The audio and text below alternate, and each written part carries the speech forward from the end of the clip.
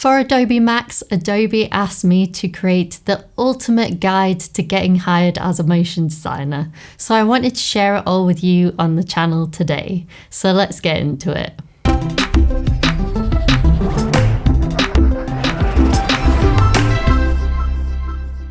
It's important to always be learning and growing as a creative. And if you're a graphic designer, the logical next step could be to add motion to your design. But learning the technical skills is only one side of the story. You also need to learn how to promote and market yourself as a motion designer. In this session, Making It in Motion Design, a guide to getting hired, you'll learn how to build long-lasting relationships and professional networks as a motion designer, make your portfolio stand out and avoid common pitfalls, and you'll also learn how to effectively promote yourself as a motion designer. It doesn't matter if you're brand new to motion design or you're a seasoned motion designer. I'm going to show you how to effectively market yourself so that you can work on projects that you love and make more money. Sound good? Just before we jump in, I should probably introduce myself. I'm Hayley. I've been a motion designer for the last 15 years. I've worked freelance and full-time for big companies and brands, and now I run an online education company called Motion Hatch. We help designers and animators around the world to grow their careers and to scale their businesses. We do this through online courses and also our YouTube channel, where we teach you about how to price your work, how to get clients, and how to get hired in the industry. I've also interviewed over 100 industry experts on the Motion Hatch podcast. So that's enough about me. Let's talk about how to build your professional network as a motion designer.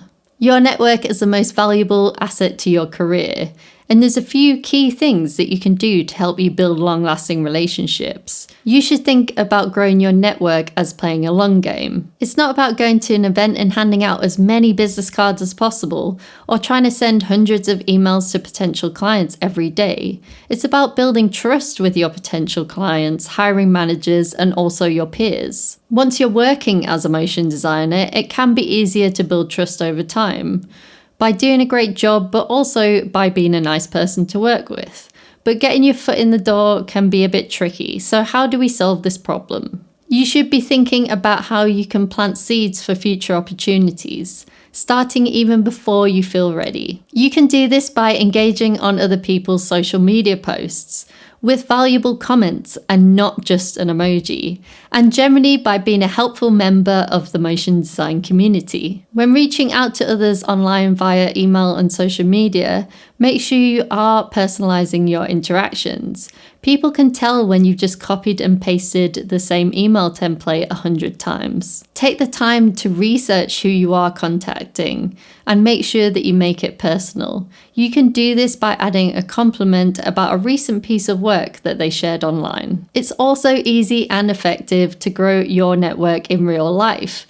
You can do this by going to conferences and also motion design meetups. And if there isn't a motion design meetup in your area, why not create one? The most important thing is that you're consistent. So however you choose to grow your network, make sure that you have a plan that's sustainable for you. I recommend popping a time in your calendar every week to take steps towards growing your network. This will also make it easier to build a habit and also encourage you to go on social media at specific times so you're not on it throughout the day, using networking as an excuse. Another fantastic tool that is vital to growing your network is a CRM or client tracker. A CRM is a customer relationship manager. This is essentially a tool that helps you to keep track of who you've contacted and when you last reached out to them. You can get all fancy with CRM tools, but a simple spreadsheet for a motion designer will suffice. You will just need to include their name, their email, the company's website, and also when you last contacted them. You can also add any notes about how you found them or how they found you, and any details about the last conversation you had with them. Other important relationships to foster are with your fellow motion designers. I found it valuable to connect with other motion designers throughout my career for a number of reasons. Especially if you're freelance, it can be helpful to talk about work with others, but it can also help you to get hired. Often when I would have too much work, I would always recommend my motion design friends. When you're first starting out in the industry, it can be difficult to know where motion designers hang out, but there's loads of motion design communities, and you're always welcome to join the Motion Hacks community as part of one of our programs, where you can learn, connect, and grow with like-minded motion designers. Now you know how to build long-term connections and you're reaching out to them, you need some work to show them to get hired. This is where your portfolio comes in. I'm going to show you how to make your portfolio stand out from the crowd and avoid common pitfalls. In the motion design industry, your showreel is the most important marketing tool you have. So what is a showreel? A showreel is a showcase of your best work that is usually 30 seconds to 1 minute long. It can help a potential client or employer to see highlights of your work, so they can see quickly whether to hire you or not. So you can see why getting your showreel right is important. So I want to tell you about some do's and don'ts of your showreel. So let's start with some showreel do's. On your website, you need to make sure that your showreel is front and center and easy to find. Your showreel should be under 1 minute long, ideally 30 seconds of your best work. You should try and include your best work at the start of your showreel. And if you're doing a showreel intro, which is a title sequence at the beginning of your showreel with your name, then make sure it is your best work, because this is the first thing that your future employer will see. It's also a good idea to include some of your best work at the end of your showreel as well, because a potential client or employer is likely to remember some of the work that they last saw. You should only include your absolute best work on your showreel. Even if you don't have many pieces of work right now, don't include every single thing you've worked on. People will hire you for what you put on your reel, so if you don't like doing something, make sure that you don't show it. If some of your work includes work that you did as a team, it's always best to show credits underneath with time codes and what you're responsible for. It's good practice to give credit where credit is due. Now let's go through some showreel pitfalls to make sure you aren't making these common mistakes. It can be tempting to put the year on your showreel, but this can age it very quickly. Although it's great to update your reel every year, in reality it's quite difficult to do. And by not putting the year on your showreel, you can update your shots over time, making sure you're including your very best work. Make sure you don't overthink your showreel. The most important thing is that you have something for people to see. Often motion designers can work on their reels for months on end, but the most important thing is that you just put something out there. It's always going to be a work in progress and you can improve it over time. To support your showreel and to help you get hired, you should have a portfolio website that expands on you and the work that you do. Let's take a look at your website and what to include. You should have 3 main pages on your website. Your work or project page, where potential clients and employers can dive deeper into your past projects. Your about page, where they can learn more about you, and your contact page. On your project page, you should include your best past projects with clear titles and also to allow the potential client or employer to click for further details if they wish to. Ideally, you would include 2 to 3 great case studies if you have them. In your case studies, you should show the brief that the client gave you in a short paragraph. You should also show any process or behind the scenes. This can include storyboards, style frames, or any designs. This gives your clients or potential employers insight into how you work and can help you to build trust with them. You should also show the final piece that you created for your happy client and show any results that they got, including maybe increase in awareness for their product or maybe increase in revenue. Including numbers in your case studies can help you to get direct clients in the future. The most important thing to share is a great testimonial. This can be a quote from a client or an employer, and it can show what it's like to work with you. You can make case studies on personal projects too, excluding any results or testimonials if you don't have any client work yet. Like your showreel, you don't have to show every single piece of work that you've ever worked on your website. Only show your best work and the work that you want to be hired for.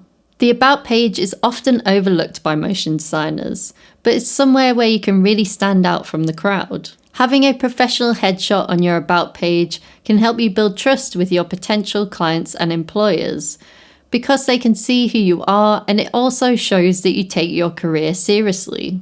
You should write a short bio about yourself, including what you do and any technical skills you have. You should include what type of design and animation you do, and it's also good to let a bit of your personality shine through here. Tell us a little bit about your hobbies and interests. You want to be professional, but you also want to build a connection with the person viewing your website. If you've been featured on any podcasts or in the media, then you should include this in your About page.